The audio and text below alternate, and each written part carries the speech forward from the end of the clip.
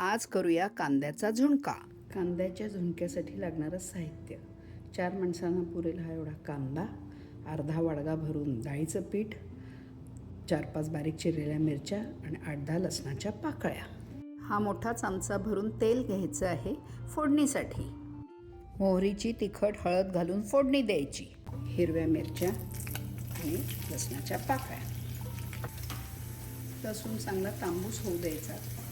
त्यामध्ये आपण बारीक चिरून ठेवलेला कांदा टाकायचा.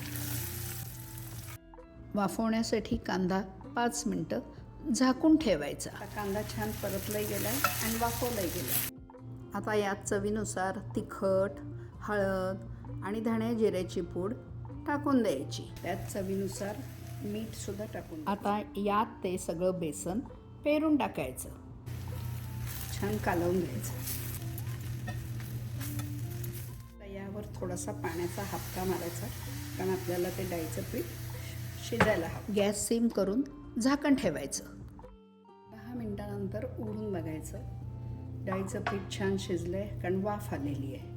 हा खानदेशी झुणका पोळी किंवा भाकरी बरोबर खाण्यासाठी तयार.